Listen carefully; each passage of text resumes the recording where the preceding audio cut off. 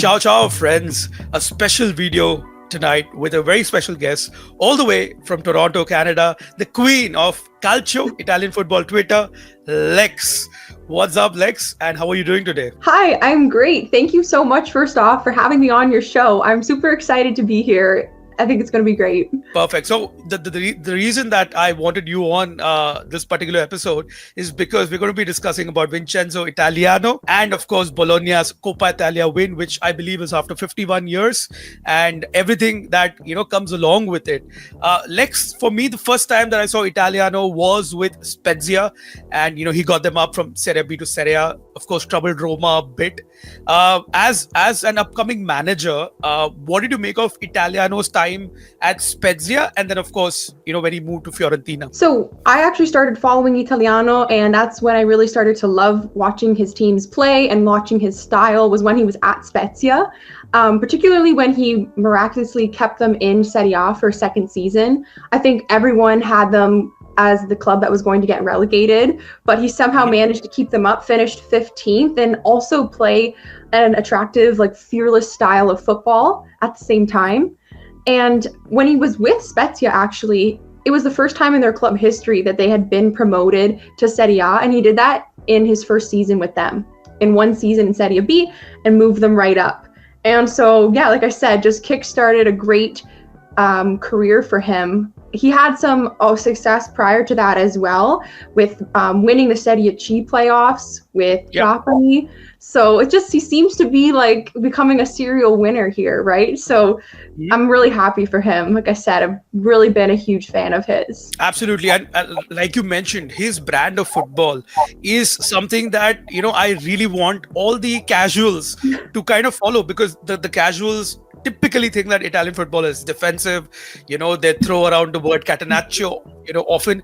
And even a lot of pundits, who probably kind of relate defensive football to, culture, would be very stunned, when they have a look at Italiano's teams, and not only Spezia, his time with Fiorentina as well, got them back to Europe, in the Conference League, and got them playing, brand of attacking football, and got to that final against West Ham, which I still cannot fathom. How did Fiorentina manage to lose that one, man? I still wonder to this day as well, because completely was their game to win. But as you mentioned, his sides play high press when they play, and like you said, maybe a little more are known to be a little more uncommon in Italian football. So it's always exciting to see that. I've also noticed as well that it's been great to watch the way his squads have matured and the way his coaching has matured. I feel like from when he was at Spezia to Fiorentina to now at Bologna, one of his criticisms was the fact that his defensive line would be left exposed. And I particularly remember this at Fiorentina. There were moments where, like you said, we were watching them get countered, and it's just what's going on with their back line? They've got nobody, it seemed like, back there. So I think that watching the way his coaching has matured up until this point has definitely benefited him and his success as well. Absolutely. So, he takes Fiorentina to the Conference League final once, does it again the following year, reaches the final yet again to lose to Olympiacos. So that's 2 consecutive Conference League finals lost by Italiano and Fiorentina. And there is this, question mark, that's raised, right? I mean, does Italiano have it in him to cut it somewhere else? I mean, losing 2 back-to-back finals would definitely play a lot in a coach's mind. And then in this summer, he gets a move to Bologna, who obviously were replacing Thiago Motta, who had, left for Juve. What do you make of Italiano's first 6 months this season? Because obviously Bologna had lost not only Motta, but the likes of Joshua Zirkzee and Calafiori as well in the summer. I think it's interesting. I was talking about this with my brother as well, that it took Italiano a while actually to get his first win with Bologna, at the start of the season. And I think that's very normal, given that he was a new manager inheriting the squad. But I would say that it came to us as a surprise to a lot of Serie A fans that despite losing Zirkzee, Calafiori, and Motta, who were all so instrumental to the success that Bologna had last season, that despite that, he was able to not only match the success, but arguably improve upon it.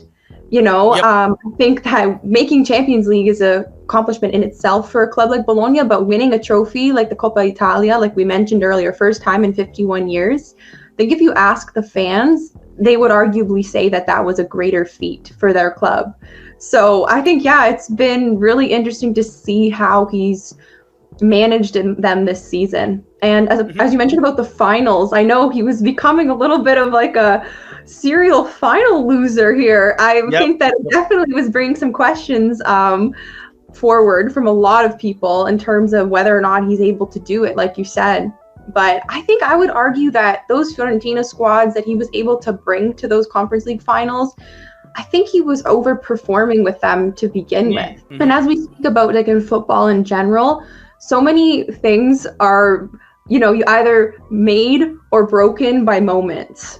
So it's crazy to me that like a whole entire legacy or, whether or not you're going to rate a coach is all determined by something as simple as one single game, right? But it does make a difference, right? Winning trophies, you get that legitimacy. Now he's got one under his belt. So I think he kind of was able to quiet the doubters a little bit with that win.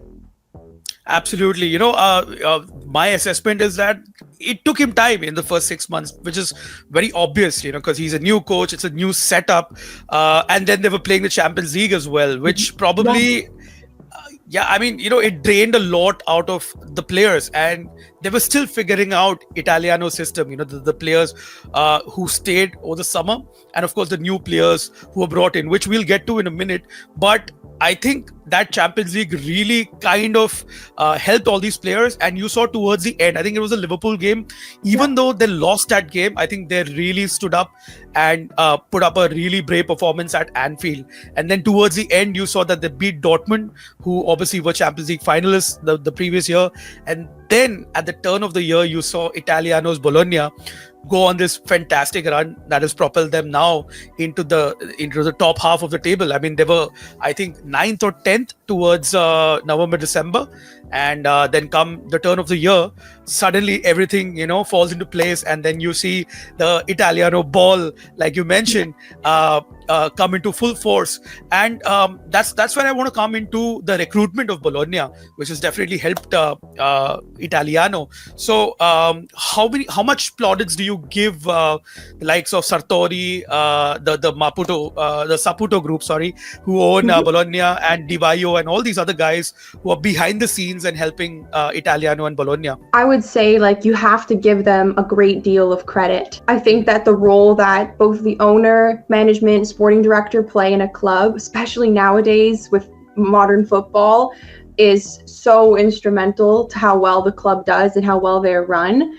And we look at Sartori and he's just, it's crazy because I feel like he's not as well known as Pepe Marotta, but Sartori is truly an architect. What he's done, the work he's done with Atalanta and now with Bologna, it cannot be denied, right? I think that the way that they were able to replace those missing pieces from this summer and pretty much continue their success and their vision as a club, I think that you see it. As soon as he took over, the way that they just became more of a well-run and more of a serious club, because before Bologna used to hang out about the mid-table. There was never too much to them, but since he took them over, and as you mentioned, the Saputo group with their investment, they've just really gone on this incredible run, which reminds me a lot of Atalanta when they were also doing that as well, which again was Sartori. Yep.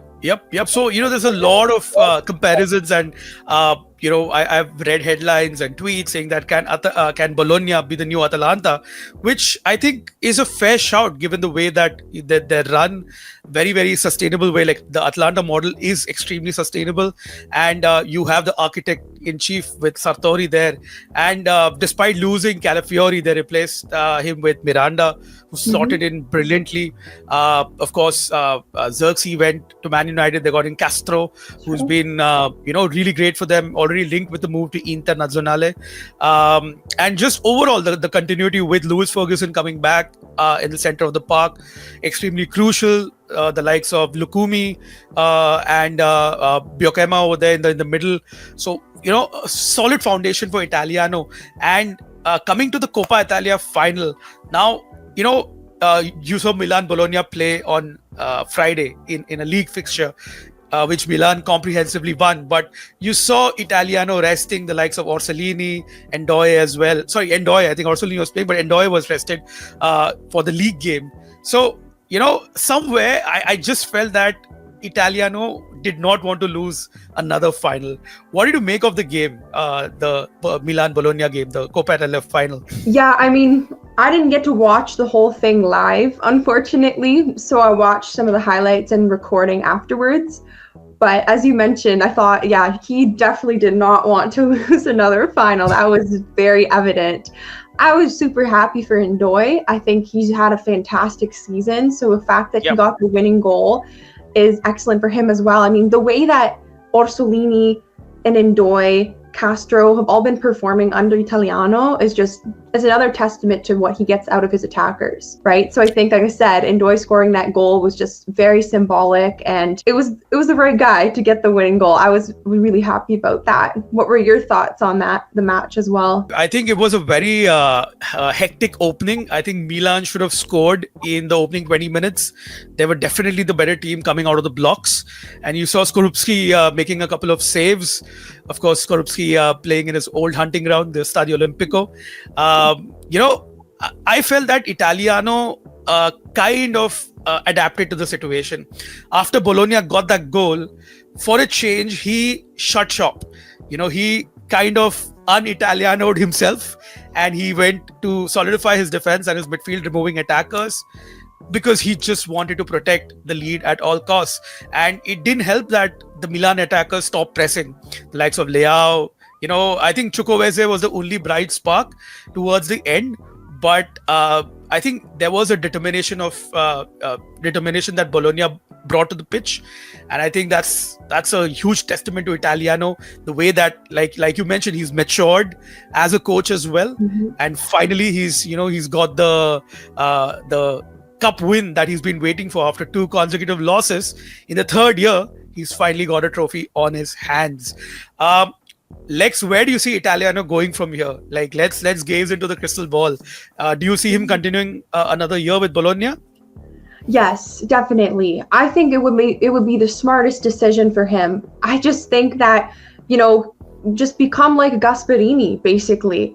Like, if you want to make it your club. Like, you're backed with one of the best sporting directors. You have a great ownership group that's investing into the team. Like, just everything from like their cinematic highlights that they post, their media, like their social media, just the way they've been doing everything. Their jerseys, I love their jerseys. Everything. I just think that they're running the club in a very serious way, and you can see it. Like, it's starting to reap the benefits of that. So I think for Italiano, like, right place, right time. He should definitely stay, in my opinion. As much as I would really love to see him at Juve one day, I think that for his career right now, definitely staying at Bologna. How about you? Right, I heard he was linked to Roma a little bit for a while.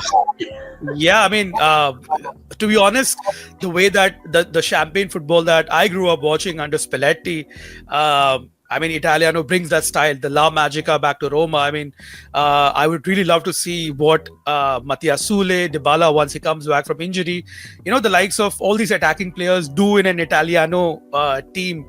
Very interesting to see, but I think it's a bit out of reach, in my opinion. If I had to pick a name right now, it would be Gasperini, because he does want to leave Atalanta. And like you mentioned, right, with Gasperini, he got the freedom at Atalanta to build and mold the squad in the way that he wants. And it was a solid system. You saw the likes of Papu Gomez, who we mentioned, off screen. He left, Ilicic left, but, Gasperini got players to fit in that system. Again, Sartori was over there. He was the architect in chief there as well. So it didn't matter, which players left, which players came. The system carried on, the project carried on, and it's a similar mold at Bologna as well. You saw it over the summer, and even if the likes of Dan Ndoye leave, the likes of Lukumi leave, I think they would already have replacements lined up, and I think they would succeed next year as well. Quick prediction: do you see Bologna making it to the Champions League next year? Yes or no? I'm gonna say no. Mm, Just because I feel like they've peaked with their Coppa Italia win. yeah. That now to like buckle down and focus again on the league, I don't know about that one. But what do you True. think? Yeah, even I think it's a no. I think Juve will get top four since they're just four places, and the top three are locked in. I think Juve are going to get fourth place. But I think Bologna in the Europa League would not be a bad thing, because I think they can go deep into the competition. I mean, if you have a 15th versus 16th, sorry, 16th versus 17th playing in the Europa League final this year, I think that gives a lot of confidence to Bologna that they can definitely go all the way, and probably Italiano can win another trophy and add to his cabinet. You know what? If you've been thinking about it, Bologna playing in the Europa League would probably be much better for them.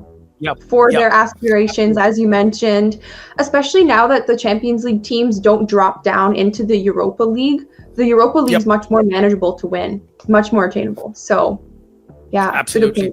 Absolutely. Yeah, I mean, the scenes were crazy from Bologna. 51 years of waiting for a trophy, and you saw the streets were crowded, and there were just flares. The piazzas were filled. The players were having a lot of fun, and I'm sure that it's going to take them a while to recover and get their attention back to the league. So I think they were at the Grand Prix today. Oh yeah. So Kimi Antonelli. So Kimi Antonelli is a Bologna fan, if I'm not mistaken. It's awesome. Man, I think he's really got a good luck charm. Antonelli gets a seat in Mercedes and watches his hometown club win a trophy after 51 years. Good time to be a Bologna fan. Good time to be a Kimi Antonelli. For sure, exactly. All right. Thank you so much, Lex, for dropping in and having this conversation.